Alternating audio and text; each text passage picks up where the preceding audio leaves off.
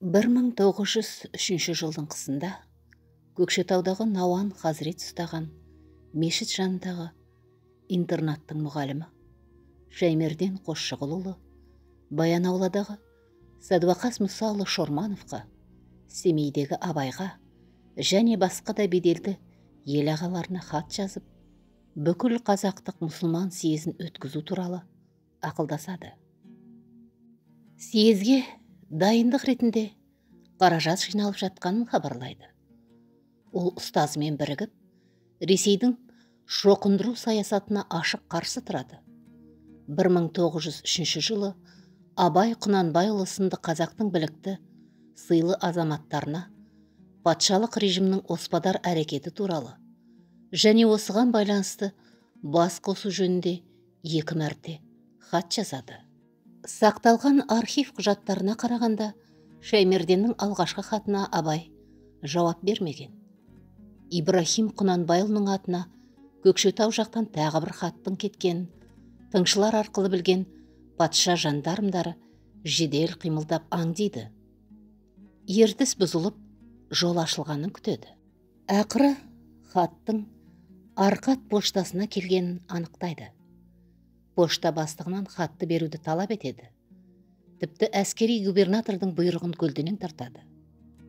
Бірақ пошта қызметі өз заңына бағынып, хатты тек адресатқа ғана қол қойдырып беретінін айтады. Уезд бастығы Навродский 1903 жылғы сәуір айында Ибрахим Құнанбайұлының өзін Арқат поштасына жетектеп алып баруға мәжбүр болады. Поштаға бірге кіріп, хатты алғаны жөнінде қол қойдырып рәсімдеп, Абайдың қолынан тартып алады. Яғни, Ибрахим Құнанбайұлы бұл хатта не жазылғанын білмейді. Уезд бастығы Навродскийдің Шаймерден Қосшығұловтан келген алғашқы хат туралы сұрағанда, Абай, мен жөндеп оқыған да жоқпын, не деп жазылғаны есімде жоқ деп жауап берген. Ал хаттың өзі қайда деген сұраққа, білмеймін, ізғұтты шылым орауға алдау деймін деп сүйрете жауап береді.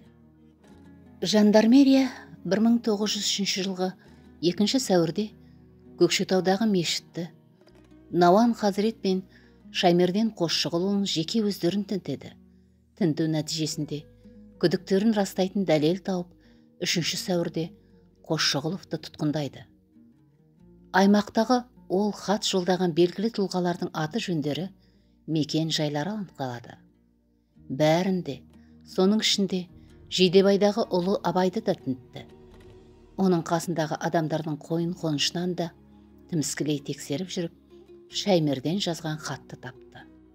Қылмысты хатқа байланысты олардың не ойлағандарын, не істемек болғандарын анықтауға тырысады.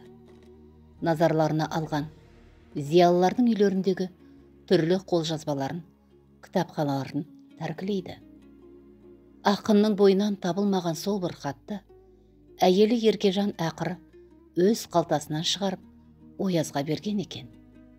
Алайда естелікте хаттың нақты мазмұны немесе одан туындаған зардаптар жайында ешқандай әңгіме болмайды. Бұл мұрағат деректерінде жазылған хаттамалар негізі. Ал Абайдың өмірбаянын жазған Кәкітайдың баласы Әрхамның естелігінде осы оқиғаны былайша жеткізеді. 1903 жылы жазғытұрым Кәкітай өзінің бір жұмысымен Семейге кеткен еді. Жер қарайып кепкен соң, қорадан аулақ киіз үй тігіп, соған үй ішін шығарып жатқан мезгіл түс кезінде Семейден Кәкітайға еріп кеткен атшы Көтібақ Бегдәлі деген ауылға шауып келеді. Жұрт үрпейісіп, неге шаптың дегенде, Бегдалы, ойбай, Семейден тергеуші шықты, Абайдың ауылын үйін тінткелі келеді. Соған хабар айт деп Кәкітай жіберді деп ентігіп аттан түседі. Қашан келеді, қай жерде келеді деп сұрағанда, орыстар жолдағы ауылға ат жегіп жатқанда, мен шауып өтіп кеттім. Ендігі Қашқынбай ауылына келген шығар деген соң, ауыл кісілері қатты сасады. Біздің ауылдан 2 шақырымдай жерде Мағауияның ауылы бар еді. Қойшының аты мен бір кісіні сонда хабар бер деп жібереді. Ол тез барып қайтып келді. Мағауия үйінде екен. Жидебайдағы Абай ауылына қос атпен майқайыңды жібереді. Біздің ауылды да тінтер деп, Мағауия дайындалып жатыр деді.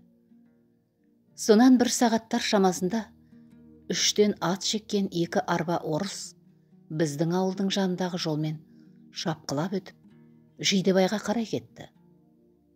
Мағауияның ауылына бұрылған жоқ. Сол күні түнде Жидебайдағы Абай ауылынан хабар келеді. Абай киіз үй түккізіп, қорадан шыққан екен. Барған тергеуші: «Сіздің үйіңізді тінтуге келдік, рұқсат етіңіз» депті. Абай: «Рұқсат, тінт» деген соң олар барлық абдыра сандықты ашқызып қарайды. Төсек арасын, жүк арасын қарамаған жерлері жоқ. Бірақ еш нәрсе таба алмапты. Әбден шаршап бастық төренің өзі Абайдың жанына келіп отырғанда, орындыққа кеп қойып: «Абай, тінтіп болдыңыз ба?» дегенде төре: «Қарап болдым, еш нәрсе таппадым» депті. Сонда Абай: «Сіздің іздеп келгеніңіз мына хат болар» деп, камзолының төс қалтасынан бір қағаз алып береді. «Осы еді» деп күліпті төре. Сонымен Абаймен көп сөйлесіп, тамақ ішіп, қонақ болып қалды деп келді. Артынан естуімізше тергеушінің аты Куприянов деген екен. Абайға бір адамның патша үкіметін жамандап жазған хаты келді деп шағым еткен соң келген осы. Сол хатын алып Абайдан жөнін сұрап, ұғынып қайтты. Әйтеуір арты тыныш болды. Абай өмірбаяны Мұхтар Әуезов тарапынан 4 рет түбегейлі жазылып, әр нұсқа өз кезегінде көптеген тың деректермен толықтырылып, көмескі мағлұматтардан барынша арылып отырған. Мәнді мағлұматтарды қолма қамтыған ақынның 1940 жылы латын әрпімен жарық көрген 2 томдық шығармаларының 2-ші томында Абай жайында Мадияр Қатпа Әрхам тағы басқалардың айтқан әңгімелері деген Мұхтар Әуезовтың жазбасы басылады. Осы жазбада патшалық билікке қарсы басқа жақтағылармен жазбаша байланысы бар саяси сенімсіз адам деген күдікпен 1902 жылы ақын үйі тінтіліп, Абай атына жазылған бөгде бір адамның хаты іздестіргені туралы қысқаша мәлімет береді. Мұрағаттық деректерге сүйенсек, ұлы ақын үйіне тінту шындығында 1903 жылы көктемде жүргізілген. Ұлы ақынның басынан осындай жайсыз оқиға да өткен.